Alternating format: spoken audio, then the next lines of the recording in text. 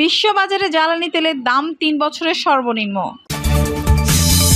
এদিকে রাজবাড়ীতে বিএনপির সভায় হামলা ভাঙচুর, আহত 10।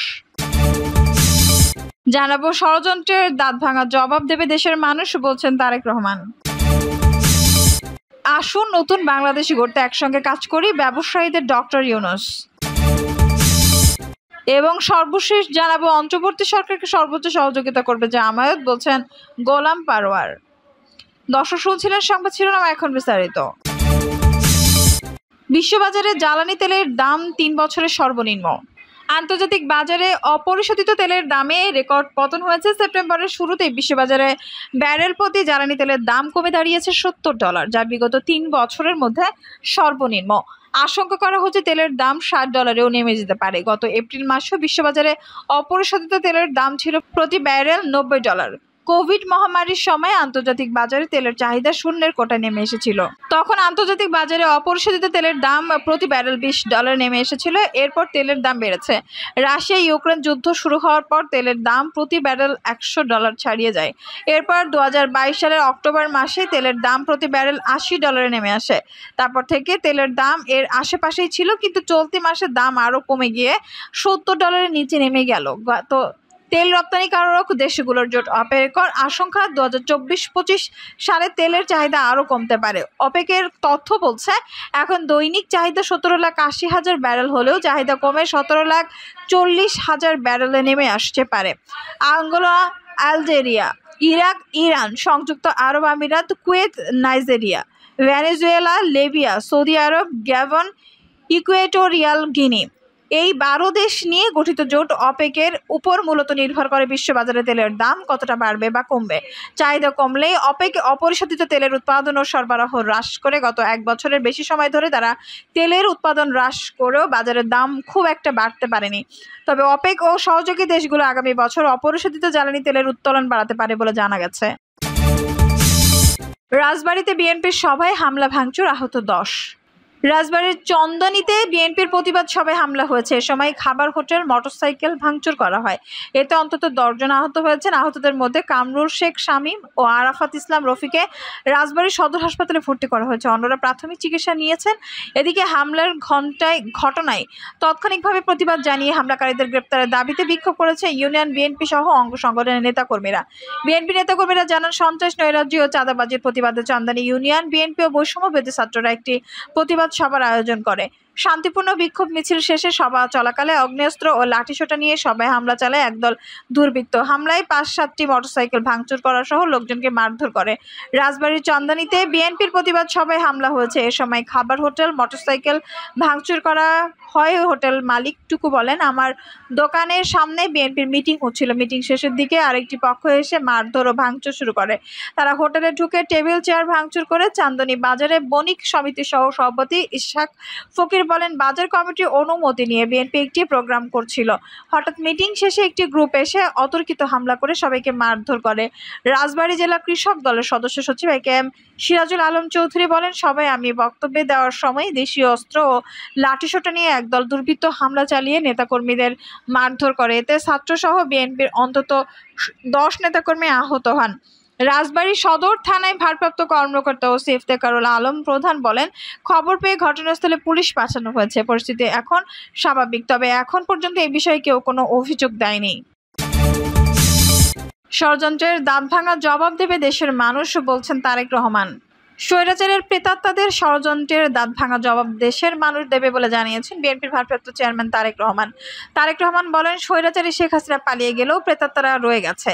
তারা এখনো ষড়যন্ত্র করছে, তবে ষড়যন্ত্র করে কোনো লাভ হবে না, কারণ দেশের মানুষ সেই ষড়যন্ত্রের দাঁত ভাঙা জবাব দেবে। তিনি বলেন, স্বৈরাচারকে বিদায় করে গণতন্ত্রের একটি অংশের বিজয় হয়েছে। আমাদেরকে শুধু রাজনৈতিক মুক্তি দিতে হবে না, অর্থনৈতিক মুক্তিও লাগবে, আর এর জন্য সকল দ্বার উন্মুক্ত করা হবে।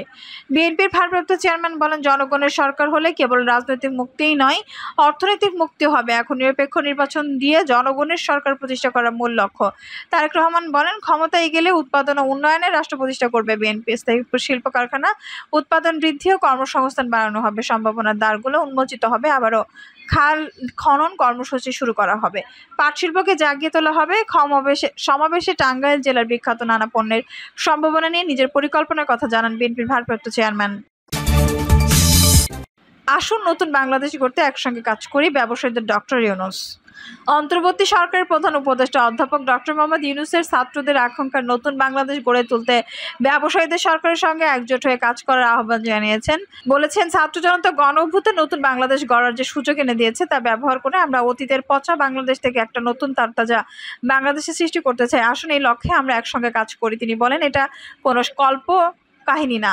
আমার দৃঢ় বিশ্বাস আপনারা মনস্থির করে এগিয়ে এলে খুব দ্রুত গতিতে আমরা নতুন বাংলাদেশ গড়ে তুলতে পারবো। সবাই মিলে একজোট হয়ে কাজ করলে তরুণদের স্বপ্নের বাংলাদেশ গড়ে তোলা অবশ্যম্ভাবী, এমন আশাবাদ ব্যক্ত করে ব্যবসায়ীদের উদ্দেশ্যে নোবেল বিজয়ী ডক্টর মোহাম্মদ ইউনূস বলেন, আমরা যে বড় কিছু করতে পারি তার প্রমাণ হলো ব্যবসায়ীরা। বিরাট দুঃসাহস নিয়ে আপনারা উদ্যোক্তা হয়েছেন।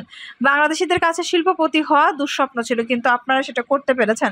আপনারা বিশ্বমানের উদ্যোক্তা। যুবকরা যে সুযোগ এনে দিয়েছে তা কাজে লাগিয়ে আপনারা স্বপ্নের নতুন বাংলাদেশ গড়ে তুলতে পারবেন। তিনি বলেন, যুবকরা প্রাণের বিনিময়ে যে সুযোগ এনে দিয়েছে তা জাতির জীবনে বারবার আসে না। নতুন করে যে স্বপ্ন আপনাদের মনে তারা জাগিয়ে দিয়েছে, সেই স্বপ্ন যদি আপনার জীবনে রেখাপাত করে তাহলে সেই স্বপ্ন পূরণে আপনিও শরিক হবেন। নোবেলজয়ী অধ্যাপক ইউনূস বলেন, এই সুযোগ আর কখনো আসবে কিনা জানি না। এই সুযোগ যেন হারিয়ে না যায়। এই সুযোগ হারিয়ে ফেললে জাতির কাছে আর কিছু অবশিষ্ট থাকবে না। তিনি বলেন, বাংলাদেশের 17 কোটি মানুষ পারস্পরিকভাবে পরিচিত এবং একজনের সঙ্গে আরেকজনের যোগসূত্র রয়েছে। দুনিয়ার এমন কোনো দেশ পাওয়া যাবে না যেখানে পরস্পরের এমন ঘনিষ্ঠ। এখানে হয়তো কেউ সরকারে আছেন, কেউ বা সরকারের বাইরে আছেন বা ব্যবসা করছেন, অথবা কেউ আছেন বিদেশে, কিন্তু আমাদের সবার সঙ্গে একটা যোগসূত্র আছে। পারস্পরিক এই যোগসূত্রই আমাদের বড় শক্তি, যা আমাদের স্বপ্ন পূরণে ভূমিকা রাখতে পারে। তরুণদের স্বপ্নের বাংলাদেশ গড়ার অঙ্গীকার পূর্ণ ব্যক্ত করে নোবেল বিজয়ী ডক্টর ইউনূস বলেন, যে কয়টা দিন সরকারে থাকি আমরা একসঙ্গে কাজ করতে চাই। আমাদের অঙ্গীকার হলো নতুন বাংলাদেশের জন্য যা আছে তা করব। যেন বলে যেতে পারে, এই দেশ আমাদেরকে একটা সুযোগ দিয়েছিল, আমরা সেই সুযোগের সদ্ব্যবহার করেছি। স্বৈরাচার হটাতে ছাত্রদের এবারে আন্দোলন কোনো প্রথাগত আন্দোলন ছিল না।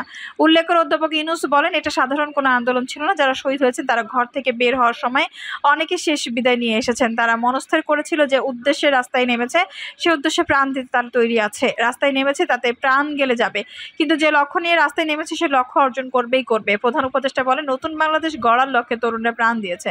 যে বাংলাদেশে তাদের জন্ম বেড়ে ওঠা তা অসহ্য হয়ে উঠেছিল। এই কারণে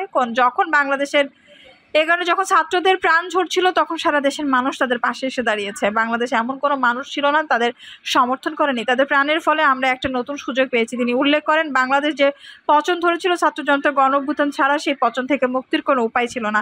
ছাত্রদের আন্দোলন হঠাৎ করে সেই অবস্থা বদলে দিয়েছে। আর কোনো পছন্দ নয়, আমরা সুস্থ সবল জাতি হিসেবে দাঁড়াতে চাই। ছাত্র জনতার আকাঙ্ক্ষার বাংলাদেশ বিনির্মাণে সংস্কার বাস্তবায়নের উপর গুরুত্ব আরোপ করে ডক্টর ইউনূস বলেন, সংস্কার কেবল সরকারের উপর ছেড়ে দেবেন না। আসুন সবাই মিলে সংস্কার করি। যেখানে ভুল দেখবেন আত্মজিজ্ঞাসা করবেন, সেখান থেকে বেরিয়ে আসার ছেলেদের আত্মহত্যের দিকে তাকিয়ে ভুল পথ পরিহার করুন। শ্রমিক মালিকের মধ্যে সরকার সুসম্পর্ক গড়ে তুলতে চায়। উল্লেখ করে প্রধান উপদেষ্টা বলেন, আমাদের মেয়াদে কালে আমরা শ্রমিক মালিকের সম্পর্ক সুন্দরভাবে গড়ে তুলতে চাই।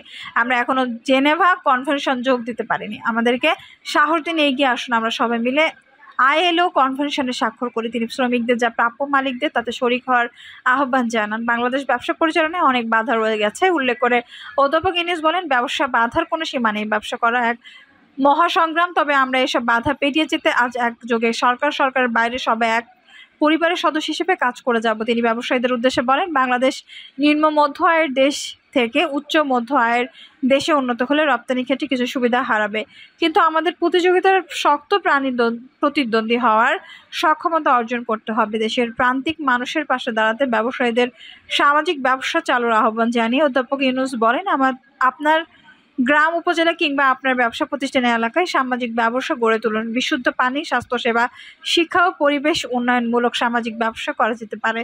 আপনি বিনিয়োগ করবেন মুনাফার জন্য নয়, অন্যায় সহায়তা বা সুবিধার জন্য। দর্শক, এই ছিল এখনকার সর্বশেষ সংবাদ। নিউজটি ভালো লাগলে অবশ্যই একটা লাইক দিন, কমেন্ট আপনার মূল্যবান মতামত জানান। সবসময় আমাদের পাশে থাকতে সাবস্ক্রাইব করে বেল বাটনটি অন করে রাখুন। ধন্যবাদ।